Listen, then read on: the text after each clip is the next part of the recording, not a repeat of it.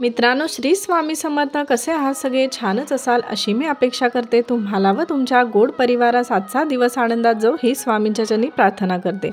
मित्रांनो, आजचा विषय खूप महत्त्वाचा आहे की तुळशीला आपल्याला कोणत्या प्रकारचे चुकूनही कोणते असे पाणी घालू नये की त्यामुळे आपल्या घरात कायमची दरिद्री निर्माण होईल, लक्ष्मी कायमची निघून जाईल किंवा घोर पाप लागेल. असे कोणते जल आपल्याला अर्पण करायचे नाही याबद्दल मी तुम्हाला संपूर्ण माहिती सांगणार आहे. आणि कोणत्या योग्य प्रकारे आपल्याला जल अर्पण करायचं आहे तुळशीला याबद्दलही तुम्हाला मी माहिती सांगणार आहे. त्यामुळे व्हिडिओ नक्की शेवटपर्यंत पहा. आणि तुम्ही जर माझ्या चॅनेलवर नवीन असाल तर प्लीज मला सबस्क्राईब करायला विसरू नका. मित्रांनो, तुळशीचं रोप हे भारतीय संस्कृतीत खूप महत्त्वाचे मानले जाते, खूप पूजनीय मानले जाते. श्री भगवान विष्णूंना तुळस ही खूप प्रिय आहे. तुळशी पूजाशिवाय नित्यपूजा पूर्ण होऊ शकत नाही. जेव्हा माणूस मरण पावतो तेव्हा त्याच्या तोंडात तुळशीपत्र दिले जाते असे मान्य आहे. पूर्वीपासून मान्य आहे की माणूस वैकुंठात जातो. ज्यांच्या दारात तुळशी वृंदावन असते ना, ते दररोज तुळशीची मनोभावे पूजा करतात. ते लोक पुण्यवान होतात. त्यांच्या हातून श्री विष्णूची भक्ती घडते व श्री विष्णू संतुष्ट होतात. व स्वतः श्रीकृष्णाने सांगितले आहे की जे तुळशीची पूजा करतील ते कधीही दरिद्री राहणार नाहीत. जी स्त्री दररोज नित्यनेमाने तुळशीची पूजा करील ती अखंड सौभाग्यवती राहील. मैत्रिणींनो, तुळशीचा खूप मोठा आयुर्वेदिक फायदासुद्धा आहे. तुळशी गुणकारी आहे. ज्या घरात तुळस आहे ते घर खूप पुण्यवान असेल असे मानले आहे.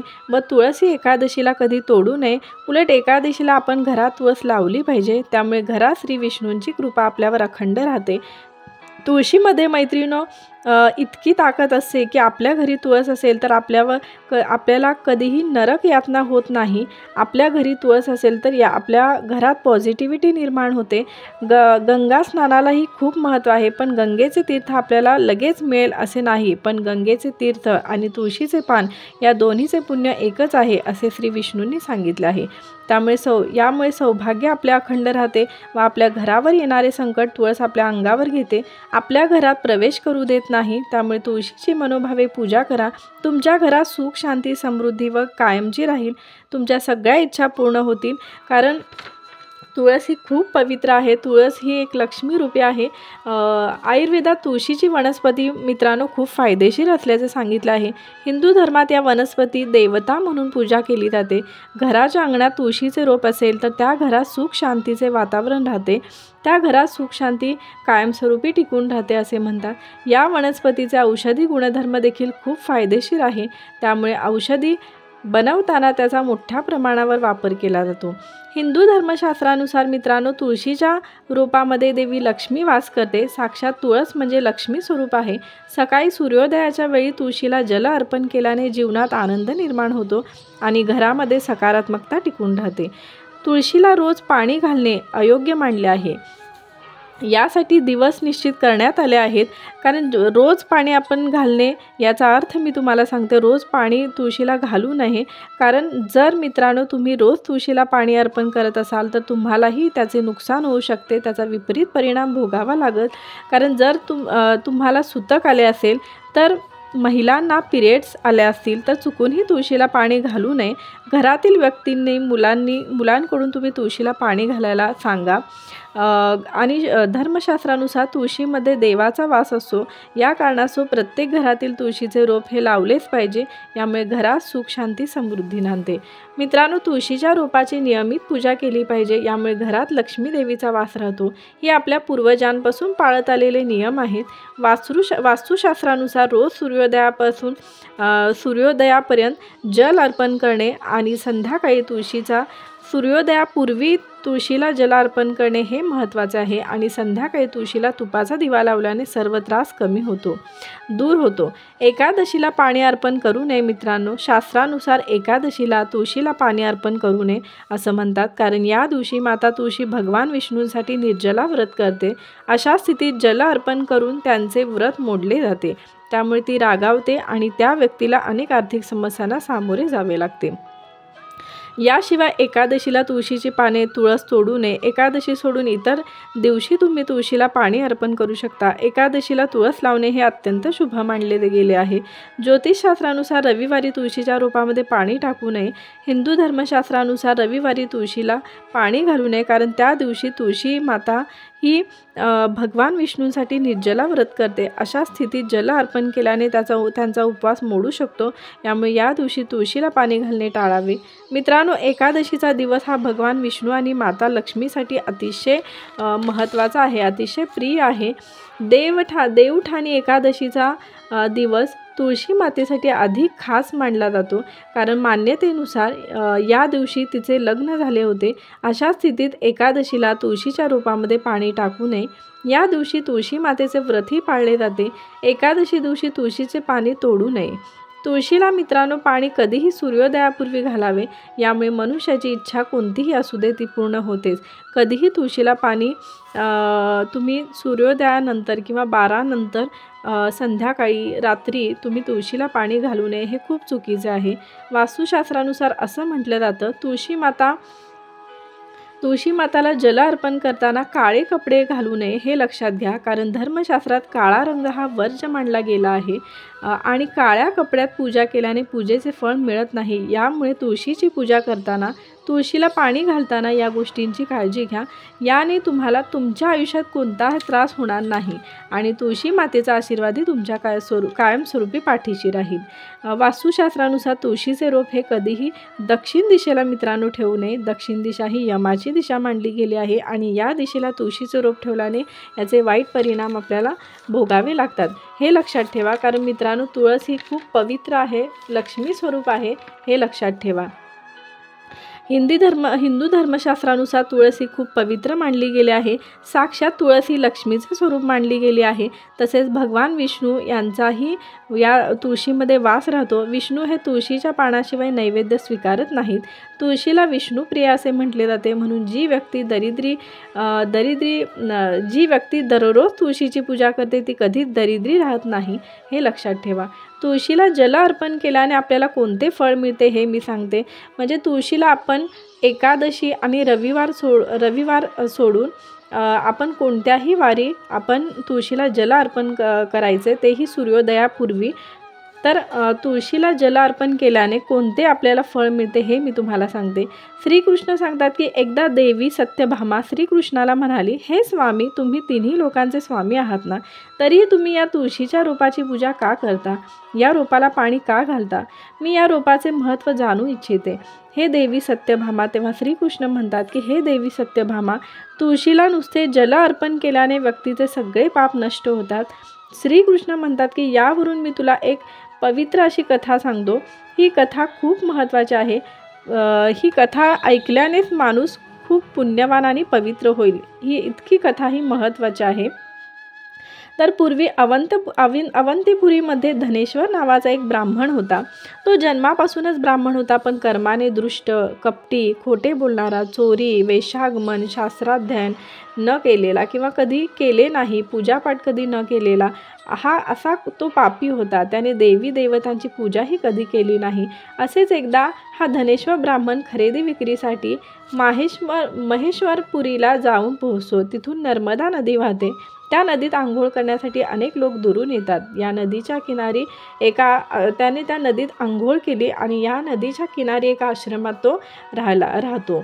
त्या आश्रमात अनेक विद्वान, श्रेष्ठ ब्राह्मण, शास्त्राचे पठण, विष्णूचे नामस्मरण, विष्णूची भक्ती करणारे विद्वान श्रेष्ठ ब्राह्मण होते. तिथे तो 1 महिना थांबला. त्यांच्याबरोबर त्याच्या कानावरही श्री विष्णूंचे नाव पडत असे. तेथील लोकांनी आलेल्या ब्राह्मणांना भोजन दिले. त्याचबरोबर त्यानेही देवाचा प्रसाद म्हणून तो ग्रहण केला. तिथेच एक तुळशीचे रोप होते. तो ब्राह्मण कळत नकळत त्या तुळशीच्या रोपाला तो रोज ते पाहत किंवा ते कानावर त्याचे विष्णूचे नामस्मरण पडत असे आणि तसे करत करत तो तुळशीच्या रोपाला तो पाणी घालत असे.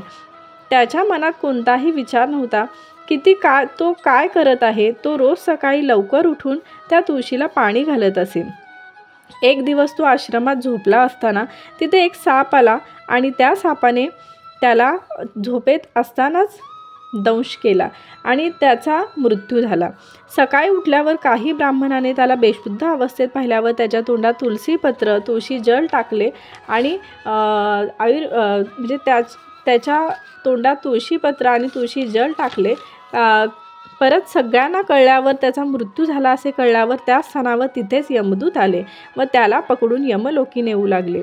रस्त्यात तो ओरडू लागला, माझा मृत्यू कोणत्या कारणामुळे झाला? अरे दृष्ट तेव्हा त्यांनी यमदूताने सांगितले, अरे दृष्ट ब्राह्मणा, तू तुझ्या जीवनात एवढे पाप केले आहेस ना, तुला सापाने दंश केला आहे आणि त्या कारणामुळे तुझा मृत्यू झाला आहे आणि आता यमराज तुझ्या पापाचा हिशोब करतील. ते ब्राह्मणांना यमलोकी नेले आणि याने त्या जीवनात खूप पाप केले आहे, याला नरकात टाका असे यमाने त्यांना आदेश दिला. तेव्हा त्याला नरकात टाकले. पण नरकातली शिक्षा ही त्याला जेव्हा दिली तेव्हा ती नरकातली शिक्षा म्हणजे तेव्हा त्याला जेव्हा खोलत्या तेलात टाकले तेव्हा ते तेल अचानक थंड पडले. अचानक त्याला काहीही म्हणजे त्याला ते तेल पोळले नाही, काही नाही. अचानक तेल एकदम बर्फासारखे थंड पडले. तर ते यमदूतसुद्धा आश्चर्यचकित झाले. तेव्हा ते ताबडतोब यमाकडे गेले, यमदेवाकडे गेले आणि त्यांनी सगळी हकीकत यमदेवांना सांगितली. तेव्हा ते हे दूत अक्षरशः आत्तापर्यंत कधी ही विचित्र घटना कधी घडली नव्हती असे यमदूताने म्हटले. तर तेव्हा अचानक तिथे नारद मुनी आले. तेव्हा यमदूताने सगळी हकीकत नारद मुनींना सांगितली. तेव्हा नारद मुनी म्हटले की जो मनुष्य पुण्य करणाऱ्यांसोबत राहतो तो पुण्याचा भागीदार राहतो आणि हा ब्राह्मण पुण्यकर्म करणाऱ्या ब्राह्मणांबरोबर 1 महिना राहिला आहे व विष्णूच्या भक्ताबरोबर राहिला आहे आणि ब्राह्मण त्याच्याबरोबर राहून तो ब्राह्मणांबरोबर राहून त्यांच्यासारखे वागून आणि तो तुळशीला कळत नकळत नेहमीच जल अर्पण करत असे. त्यामुळे त्याचे संपूर्ण पाप ते नष्ट झाले आहे व तो पुण्याचा भागीदारी झाला आहे. याला नरकाचे फक्त दर्शन होऊ द्या आणि त्याला स्वर्गाची प्राप्ती होते. तर मित्रांनो, श्रीकृष्ण असे म्हणतात की हे देवी सत्यभामा, वनस्पती नाम तुलसी मासा नाम, कार्तिका प्रिय एकादशी, तिथी नाम क्षेत्र नाम, द्वारका मम वनस्मती आद्य मला तुळस खूप प्रिय आहे. तिथीत एकादशी आणि क्षेत्रामध्ये मला द्वारका प्रिय आहे. म्हणून जी व्यक्ती तुळशीला जल अर्पण करते ती मला अधिक प्रिय आहे. त्या मनुष्याला स्वर्ग प्राप्ती होते. ज्या घरात तुळस सदैव हिरवीगार राहते त्या घरात सदैव लक्ष्मी विष्णू वास करतात. कधीही गरिबी निर्माण होत नाही. भगवान विष्णूंना तुळस ही खूप प्रिय आहे. तुळशी सौभाग्यवतींचे सौभाग्य बळकट राहते. मैत्रिणींनो, गुरुवारी तुळशीला कोणत्या 2 अशा वस्तू आपल्याला अर्पण करायच्या आहेत त्यामुळे सर्व कामात आपल्याला यश मिळेल. तर पहिली वस्तू आहे ही हळद. हळद ही लक्ष्मीप्रिय आहे आणि तुळस ही लक्ष्मीरूपी आहे आणि तुळशीला हळद वाहायची आहे. यामुळे आपल्या घरात सुख शांती समृद्धी नांदते व घरातील व्यक्तीच्या सगळ्या कार्यात यश प्राप्ती मिळते. घरात लक्ष्मी नांदते, यामुळे पैशाची टंचाई भासत नाही. आणि दुसरी वस्तू आहे कच्चे दूध. तुळशीला अर्पण करायचं आहे. दुधापासून बनवलेले पदार्थ म्हणजे खीर, पेढे लक्ष्मीला खूप प्रिय आहेत. यामुळे कच्चे दूध अर्पण केल्यामुळे घरातील सगळ्या समस्या अडचणी दूर होतात. तर या 2 गोष्टी तुम्हाला तुळशीला अर्पण करायच्या आहेत. यामुळे आपल्या घरात सुख शांती समृद्धी नांदते आणि कोणत्याही कार्यात आपल्याला यश प्राप्ती होते. प्रथम तुळशीचे रोप जर नसेल मैत्रिणींनो तर जरूर ते तुळशीचं रोप लावून घ्या. तुळशीचं रोप एकादशीला लावावे, त्यामुळे विष्णूची कृपा आपल्यावर राहते. किंवा एखादा शुभ दिवस पाहूनही लावू शकता. तुळशीचं रोप हे पुरुषांनी लावावे, स्त्रियांनी नाही. कारण स्त्रियांनी तुळशीचं जेव्हा पुरुष नसेल आणि आपल्याला तुळशीचं रोप लावायचं आहे तेव्हा तुम्ही लावू शकता. पण पुरुष असताना तर स्त्रीने लावण्यापेक्षा पुरुषांना ते रोप लावायला सांगा. आणि तुळशीचं रोप एखादे खराब झाले असेल किंवा हे झालं म्हणजे रोग पडला असेल तुळशीच्या रोपावर तर ते डायरेक्ट स्त्रियांनी तोडू नका आणि त्याचा नखांचा वापर तुळशीला करू नका. हे खूप चुकीचं आहे. व्यवस्थितरित्या तुळशीचे ते रोप हलगत काढा आणि मग दुसरे नवीन रोप त्यावर ते लावा. तुळशीला दररोज अगदी थोडे पाणी घालायचं आहे. तुळशीला जास्त पाणी घालायचे नाही. तुळशीला रोज सकाळ संध्याकाळ दिवा लावायचा आहे, तुपाचा किंवा तेलाचा. तुळशीला दिवा लावतो त्या दिव्याच्या खाली एक छोटी प्लेट घेऊन त्यावर हळदी कुंकूने मिक्स केलेले तांदूळ ठेवून त्याच्यावर दिवा ठेवायचा आहे. दिवा कधीही तसाच ठेवायचा नाही. मित्रांनो, दिवा ठेवण्याआधी तुळशीला विष्णू मंत्र म्हणून 3 वेळा ओवाळायचं आहे. त्याच्यानंतर दिवा तुळशीपाशी ठेवायचा आहे. अगरबत्ती ओवाळायची आहे. तुळशीसमोर लक्ष्मी मंत्र, गायत्री मंत्र, रामरक्षा पठण करायचं आहे. ज्यांना जमेल ते करू शकता किंवा विष्णू मंत्र किंवा गायत्री मंत्र जरी नुसता म्हटला तरी चालेल. तुळशीची मित्रांनो नित्यनेमाने पूजा केली तर आपल्या सगळ्या इच्छा पूर्ण होतील. फक्त मनोभावे आपल्याला ही सेवा करायची आहे. आपल्या घरात सुख शांती समृद्धी नांदते आणि कोणतेही आपल्या घरावर जर मित्रांनो मैत्रिणींनो संकट जर येत असेल तर तुळस ही पहिला ते संकट आपल्या अंगावर घेते. त्यामुळे आपल्या घरावर कोणतेही संकट येत नाही. त्यामुळे मित्रांनो आपल्या घरात तुळस असणे हे अत्यंत गरजेचे आहे. ज्यांच्या घरात नसेल त्यांनी नवीन तुळशीचे रोप लावा. तुळस ही वाळलेली कधीही नसू नये, कधीही ठेवू नका. तुळशीच्या रोपाला पाणी थोडे तुम्ही कमी घाला आणि तुळस तुम्ही उन्हात ठेवू नका. उन्हात ठेवल्यामुळे तुळस जास्त वाळते. तुळस ही सावलीत ठेवा, जेणेकरून मंद सूर्यप्रकाश पडला तरीही तुळस खूप छान येते. तर मित्रांनो एवढे बोलून मी माझा व्हिडिओ इथे संपवते. व्हिडिओ आवडला असेल तर प्लीज लाईक करा, शेअर करा, सबस्क्राईब करा. काही प्रश्न असतील तर मला कमेंट्समध्ये नक्की कळवा आणि वेळात वेळ काढून तुम्ही माझा व्हिडिओ पाहिल्याबद्दल तुमचे खूप खूप धन्यवाद. श्री स्वामी समर्थ.